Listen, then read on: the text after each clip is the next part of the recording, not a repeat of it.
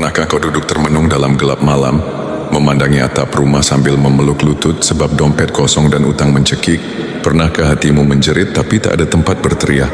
Kau lihat isi lemari dapur mulai menipis, suara anak-anak merengek minta jajan, dan kau hanya bisa tersenyum pahit, menutupi kepanikan yang meledak-ledak dalam dada. Ketika hidup terasa sempit, seolah-olah rezeki lari menjauh dan pintu-pintu semua tertutup, jangan buru-buru menuduh Tuhan tak peduli.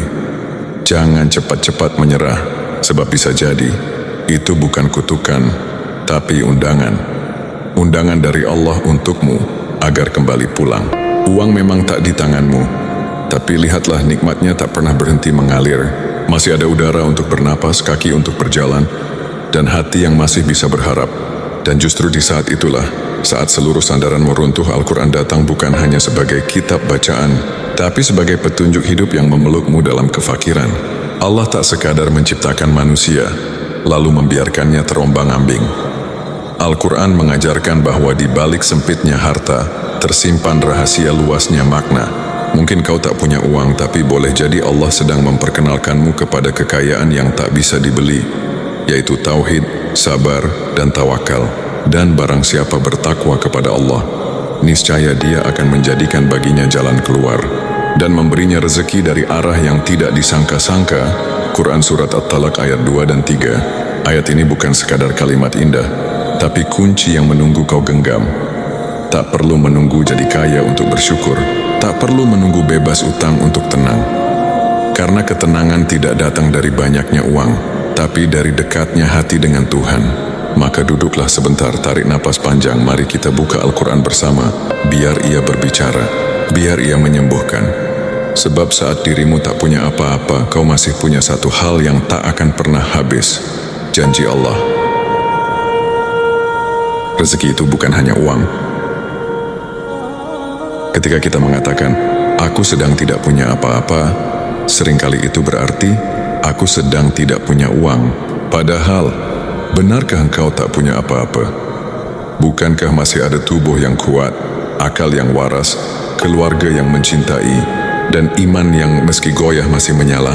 Di dalam Al-Quran, Allah tidak pernah membatasi makna rezeki hanya sebatas harta. Justru yang lebih utama adalah rezeki batin, ketenangan jiwa, kesabaran, iman, dan ilmu. Rezeki bukan hanya apa yang masuk ke kantong, tapi juga yang masuk ke dalam hati. Allah berfirman, dan kami telah menjadikan untuk kamu di bumi itu segala macam keperluan hidup, dan kami menciptakan pula makhluk-makhluk yang kamu bukan pemberi rezeki kepadanya. Quran Surat Al-Hijr ayat 20. Lihatlah ayat ini. Allah menyebut bahwa Dia telah menjadikan bumi penuh keperluan hidup, bukan keperluan uang. Allah menciptakan pohon yang berbuah, air yang mengalir, hewan yang bisa dimakan, dan tanah yang bisa ditanami. Semuanya adalah bentuk rezeki, walaupun tidak selalu berupa lembaran rupiah atau saldo digital. Tapi mengapa kita merasa miskin? Karena kita terlatih menilai rezeki hanya dari sisi materi. Kita diajarkan bahwa sukses adalah ketika uang banyak, rumah mewah, kendaraan bagus, dan saldo rekening tebal. Padahal, betapa banyak orang yang memiliki semua itu tapi hatinya kosong, rumahnya sunyi, dan tidurnya gelisah. Sebaliknya, betapa banyak orang yang sederhana hidupnya, tapi hatinya penuh syukur, wajahnya bersinar, dan tidur malamnya nyenyak karena bebas dari beban dunia. Inilah yang diajarkan Al-Quran. Ketika kita merasa kekurangan, Allah mengajarkan agar melihat ke dalam, bukan hanya keluar. Barangkali Allah sedang menyelamatkan kita dari kesombongan, dari cinta dunia yang berlebihan. Barangkali Allah sedang mengajarkan makna, cukup itu bukan tentang berapa banyak yang kau miliki, tapi seberapa dalam engkau bersyukur. Bukankah Rasulullah bersabda, bukanlah kekayaan itu dengan banyaknya harta, tetapi kekayaan adalah kaya jiwa. Hadis riwayat Bukhari dan Muslim. Jadi jika saat ini kau sedang dalam kondisi tidak punya uang, jangan dulu merasa tak punya daya. Mungkin Allah sedang menyiapkan hatimu untuk menjadi ladang syukur. Karena orang yang mampu bersyukur dalam kefakiran, akan lebih mampu bersujud dalam kelimpahan. Dan ingatlah, Allah tidak menilai manusia dari isi dompetnya, tapi dari isi hatinya. Kunci rezeki ada pada takwa dan tawakal. Di antara manusia, ada yang mengejar rezeki seperti mengejar bayangan. Mereka berlari siang malam, mencari uang ke ujung dunia. Namun hatinya tetap gelisah, merasa tak pernah cukup. Sementara ada pula yang berjalan tenang, bersandar pada Allah, dan rezeki datang menghampiri dari arah yang tak ia duga. Apa bedanya? Takwa dan tawakal. Allah berfirman dengan penuh jaminan, barang siapa bertakwa kepada Allah, niscaya Dia akan mengadakan baginya jalan keluar dan memberinya rezeki dari arah yang tidak disangka-sangka. Quran Surat At-Talaq ayat 2 dan 3. Takwa bukan hanya amal ritual. Takwa adalah cara hidup. Ia adalah keputusan untuk hidup sesuai dengan rambu Allah. Menjauhi yang haram walau menggiurkan, memilih yang halal walau sedikit, dan menjaga kejujuran walau menyakitkan. Dan lihatlah, Allah tidak menyebut usaha keras sebagai kunci rezeki, tetapi takwa. Ini bukan berarti kita duduk diam, tapi takwa adalah fondasi, usaha adalah bangunannya, dan tawakal adalah atapnya. Tiga hal ini tak bisa dipisahkan. Orang bertakwa tetap bekerja, tapi ia tidak menjual keimanannya demi profit. Orang bertawakal tetap bergerak, tapi hatinya bergantung pada Allah, bukan gaji atau manusia. Ketika kita tidak punya uang, hati kita sering gelisah. Tapi kegelisahan itu bukan karena uangnya yang tidak ada, melainkan karena tawakalnya yang rapuh. Kita terlalu bersandar pada makhluk, lupa bahwa semua rezeki hakikatnya dari Ar-Razzaq, Sang Maha Pemberi rezeki. Mari kita belajar dari Maryam. Dalam kondisi sendirian, lemah, dan hendak melahirkan di bawah pohon kurma, Allah memerintahkannya untuk menggoyang batang pohon. Padahal batang kurma itu keras dan mustahil digoyang wanita lemah. Tapi Maryam tetap disuruh berikhtiar. Allah tidak membiarkan hambanya duduk pasrah tanpa gerak. Namun lihatlah hasilnya. Kurma basah pun jatuh dan mengenyangkan Maryam. Ini adalah pelajaran hidup. Usaha kita mungkin kecil, tapi jika dilandasi takwa dan dibungkus tawakal, hasilnya akan besar. Karena bukan usaha yang menghasilkan rezeki, tapi Allah yang memberikannya melalui usaha. Jadi saat dirimu tidak punya uang, jangan buru-buru panik. Lihat ke dalam dirimu, apakah kau masih menjaga sholatmu? Apakah mulutmu masih bersih dari gibah dan sumpah palsu? Apakah hatimu masih yakin bahwa Allah cukup? Bila belum, mungkin Allah sedang mengingatkan, perbaiki takwamu dan aku akan bukakan jalan keluar untukmu. Sedekah di tengah kesulitan. Jika seseorang berkata padamu, kalau kamu sedang tak punya uang, bersedekahlah, mungkin kau akan tersenyum pahit. Sebab bagaimana bisa memberi saat diri sendiri kekurangan? Tapi justru disinilah letak keajaiban logika langit.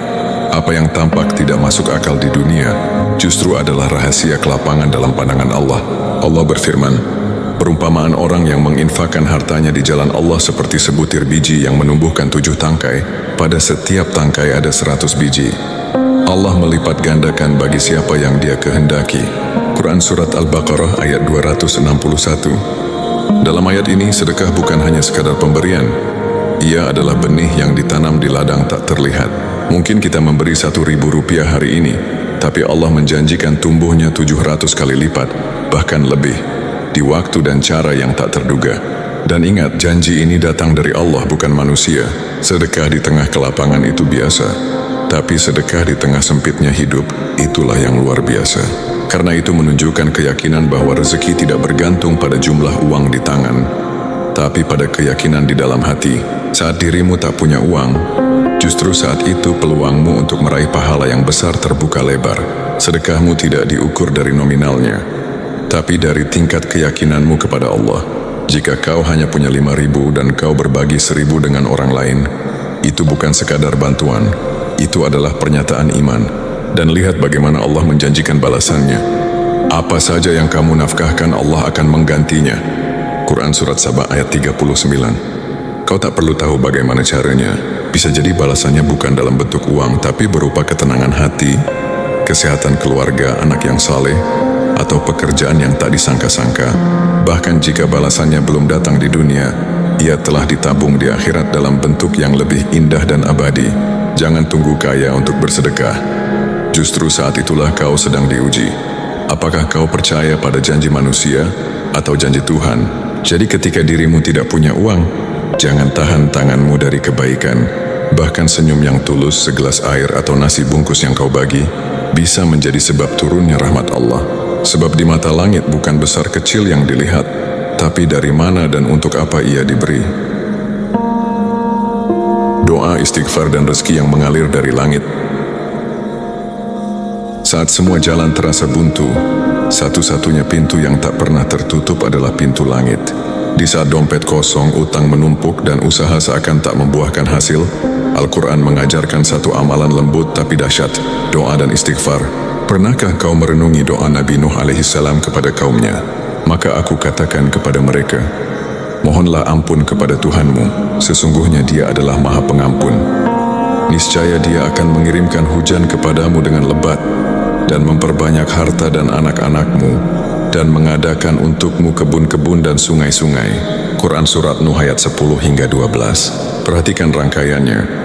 Nabi Nuh tidak mengatakan bekerjalah agar hujan turun, agar harta datang, agar kebun tumbuh. Tapi ia mengatakan beristighfarlah. Seolah-olah rezeki duniawi yang kita kejar siang dan malam itu bisa datang dengan memperbanyak istighfar. Mengapa? Karena dosa-dosa adalah penghalang terbesar turunnya rezeki. Seperti sampah yang menyumbat aliran air di sungai, begitu pula maksiat yang menyumbat derasnya rezeki. Mungkin Allah sudah menetapkan rezekimu, tapi ia tertahan oleh perbuatanmu sendiri. Rasulullah bersabda, barang siapa memperbanyak istighfar, niscaya Allah akan menjadikan jalan keluar bagi setiap kesempitan, memberi solusi bagi setiap kesedihan, dan memberinya rezeki dari arah yang tidak disangka-sangka. Hadis riwayat Ahmad. Apa artinya ini? Bahwa solusi atas kegelisahanmu bukan hanya kerja keras, tapi juga kerja hati. Mulutmu harus bekerja mengucap astagfirullah, bukan sekadar lisannya, tapi juga jiwanya yang benar-benar menyesal dan kembali kepada Allah. Kadang kita terlalu fokus pada kalkulasi manusia, lupa bahwa Allah lah yang menggenggam setiap takaran rezeki. Kita bertanya, gimana caranya dapat tambahan penghasilan? Padahal bisa jadi jawabannya adalah, bersihkan dosamu. Ada orang yang rezekinya datang setelah ia memperbaiki wudunya. Ada yang setelah ia tinggalkan riba. Ada yang setelah ia minta maaf pada ibunya. Dan ada pula yang setelah ia menangis dalam sujud malamnya, mengadu dalam bahasa yang tak terdengar, tapi didengar oleh Tuhan seluruh alam. Doa bukan sekadar pelengkap, ia adalah senjata. Ia adalah bentuk pengakuan bahwa kita lemah dan Allah Maha Kuat. Maka jika kau sedang dalam kondisi sulit, menangislah di hadapannya. Jangan hanya menangis karena tak punya uang, tapi menangislah karena terlalu lama jauh darinya. Dan yakinlah, tangisan itu tidak sia-sia, karena Allah tidak pernah menolak hamba yang pulang, apalagi yang pulang dengan luka dan harapan. Yakinlah janji Allah itu pasti dan tak pernah tertukar. Ada saat-saat dalam hidup ketika langit terasa mendung sepanjang waktu. Engkau bangun di pagi hari tanpa harapan, memikirkan bagaimana caranya bertahan satu hari lagi. Di kantong hanya tersisa receh, utang terus menekan, dan tak ada yang benar-benar mengerti perasaanmu. Di tengah keterpurukan itu, Al-Quran tak datang sebagai teori kosong. Ia datang sebagai pelita yang menyala dalam kegelapan. Allah berfirman, sesungguhnya sesudah kesulitan itu ada kemudahan. Sesungguhnya sesudah kesulitan itu ada kemudahan. Quran Surat Al-Insyirah ayat 5 dan 6. Perhatikan ayat ini diulang 2 kali oleh Allah. Bukan karena lupa, tapi karena ingin menguatkan. Allah tahu hambanya kadang terlalu lemah untuk percaya. Maka dia ulangi janji itu. Sesudah kesulitan pasti ada kemudahan. Bukan mungkin, tapi pasti. Ini bukan sekadar motivasi, tapi pernyataan Tuhan yang tak pernah ingkar janji. Jika sekarang kau berada di lembah gelap, ketahuilah bahwa cahaya telah disiapkan. Tak ada malam tanpa fajar, tak ada luka tanpa obat, tak ada ujian tanpa hikmah. Kadang kita berkata, sudah berdoa, sudah usaha, tapi kenapa belum berubah? Jawabannya sederhana, karena waktunya belum datang. Allah sedang mengatur segalanya agar nanti, ketika pertolongan itu tiba, hatimu telah siap menerimanya dengan penuh syukur, bukan dengan sombong. Bisa jadi Allah belum beri uang hari ini, karena Dia sedang menyelamatkanmu dari keburukan yang datang bersamanya. Bisa jadi Dia menunda pekerjaan yang kau impikan, karena Dia tahu jika kau terima sekarang, kau justru akan jauh darinya. Allah bukan hanya melihat kebutuhanmu hari ini, tapi juga masa depanmu yang kau tak tahu. Dan di saat seperti ini yang paling penting adalah satu, yakin. Yakin bahwa Allah tidak tidur. Yakin bahwa Allah tahu persis isi hatimu. Yakin bahwa tidak ada satupun pengorbananmu yang sia-sia. Meskipun tak seorang pun melihat tangisan dan perjuanganmu, Allah menyaksikannya seluruhnya. Bersabarlah, rezeki yang tertunda bukan rezeki yang hilang.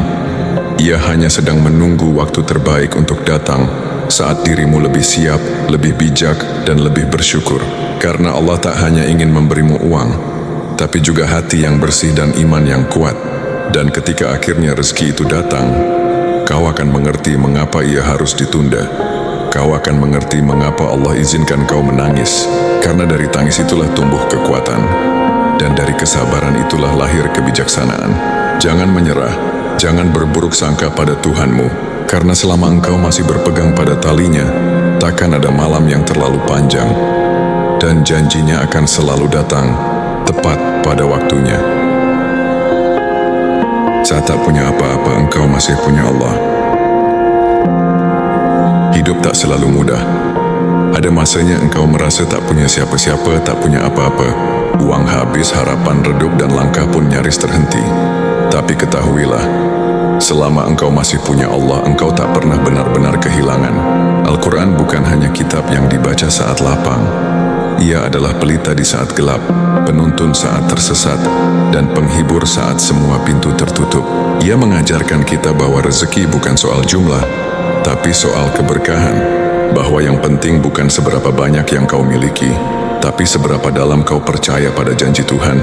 Bila kau merasa dunia menelantarkanmu, ingatlah bahwa Allah sedang mendidikmu. Bila kau merasa tak kuat lagi, ingatlah bahwa kekuatan bukan berasal dari diri sendiri, tapi dari doa yang kau bisikkan dalam sujud panjangmu saat kau tak punya uang. Mungkin itu adalah cara Allah menyingkirkan kesombongan. Saat kau tak punya jabatan, mungkin itu cara Allah menyelamatkan hatimu dari keserakahan.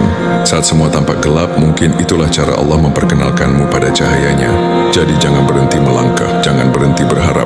Sebab yang menanti di ujung jalan bukan hanya rezeki yang kau impikan, tapi juga versi dirimu yang lebih kuat, lebih sabar, dan lebih bertauhid.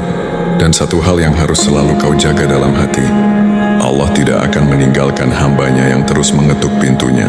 Meski tanganmu kosong, tapi jika hatimu penuh iman, kau sedang menggenggam segalanya.